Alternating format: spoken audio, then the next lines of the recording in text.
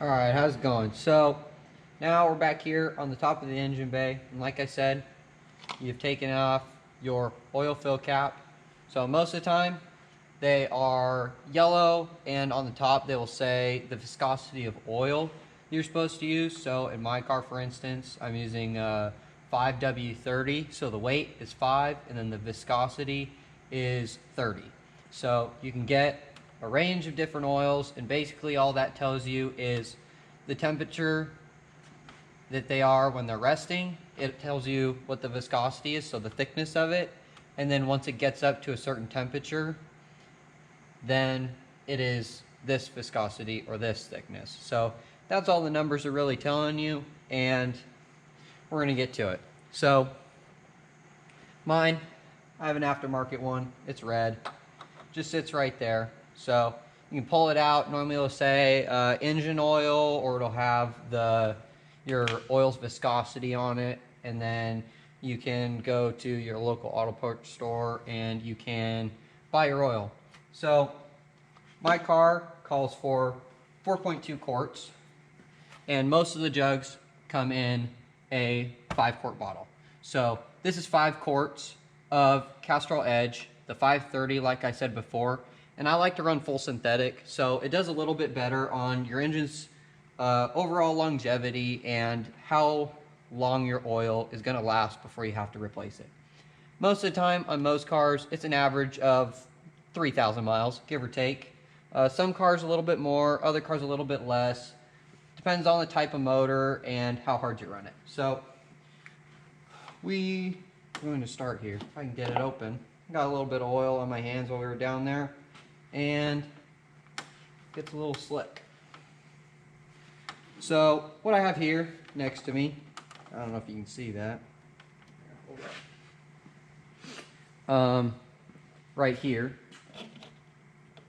that's called a ratio right. So that's used for measuring out specific measurements of, most of the time, liquid.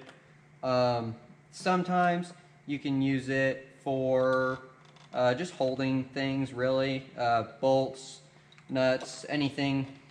I mean, anything really. But on the sides, it has measurements, so you can measure it out. But all I'm going to do is I'm going to use it to hold my extra oil, because since this is a 5-quart bottle and my car takes 4.2 quarts, I'm going to pour 0.8 into the ratio right, and then pour the rest into the motor. So it's a little bit easier that way, and it allows you to have a longer pour without having to go back and forth between measuring and checking and putting oil back in. It's just, it can be fairly difficult. So most of the time, the oil canisters have a little bit of metal, some type of aluminum foil is what it normally is, just on top to help keep the oil in. Some people don't, but I like to use a filter to reduce on the mess, and that way you don't have to go back and check as much. So what we're going to do is on the end of the jug right here. Oh, there we go. Come over here. So along the end here, you can see where it's clear. You have a list of measurements. So you have liters on the right, quarts on the left. So what I'm going to do is, in quarts, I am 4.2 quarts, right? In liters, I'm 4, right? So 4 liters is equal to 4.2 quarts. So what I'm going to do is, instead of reading quarts, I'm going to read liters, because then I can go directly based off the measurement lines on the jug.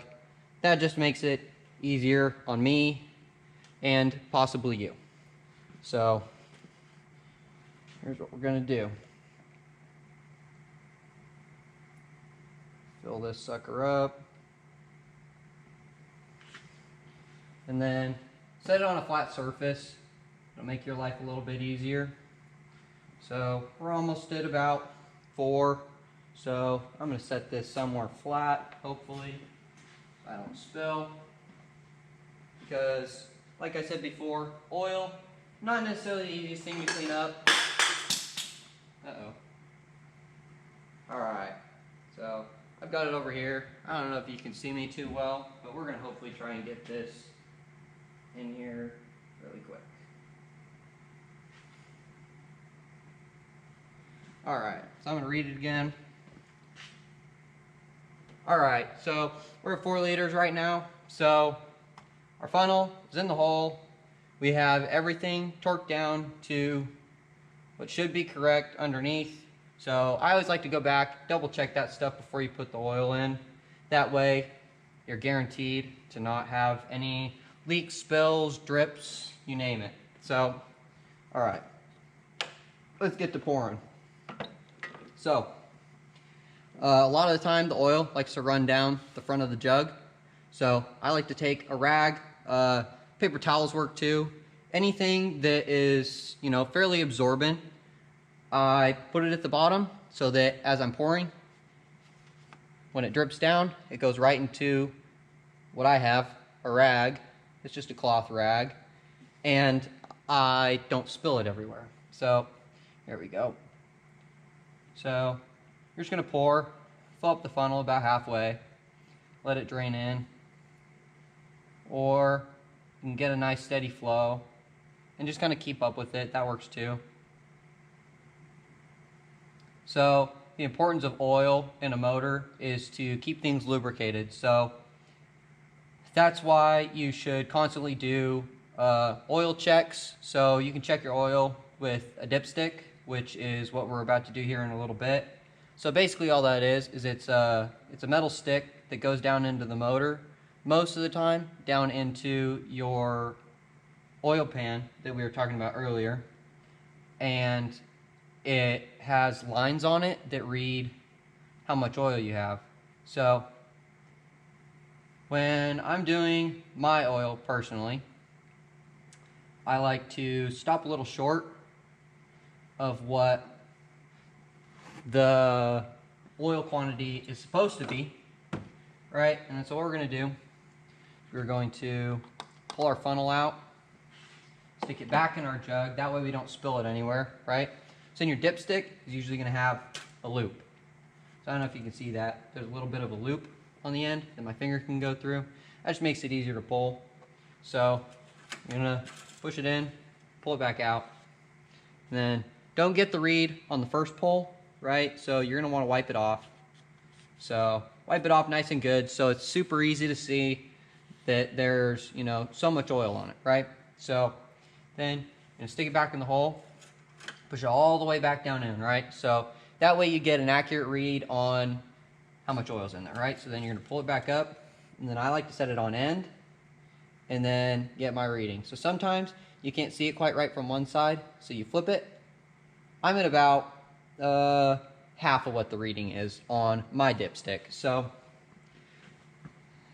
if you can see there's a full dot and a low dot.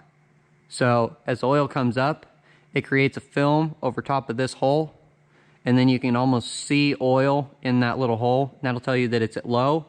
So you just go until it gets up to your full dot.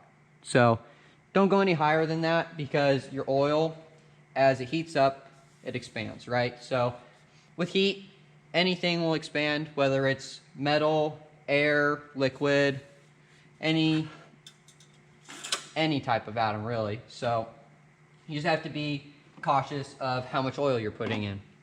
So we're going to drop the funnel back in there, and we're going to go ahead and pour half of what I have in this jug. I left about, I'd say about a half a quart in here, just to make sure, because sometimes you end up with a little bit of residual oil from your last oil change in there, and it can tend to, you know, leave it a little bit high.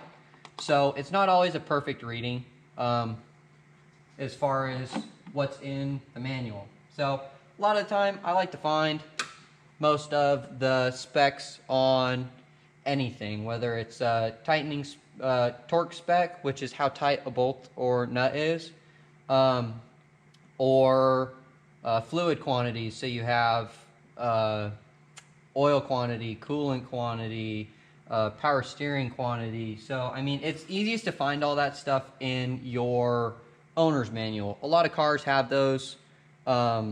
Sometimes they're under the passenger seat or in the glove box, or nowadays you can probably just look it up and find a fairly accurate answer. So let's check this again. Remember to push it all the way back down, pull it back up, and we are full. So now that I know that it's full, I'm going to go back, do another check, make sure that we don't have too much oil in there. Perfect. We are just a little bit over, not by much. Most of the time, that's because it has to pivot or twist to get down in there.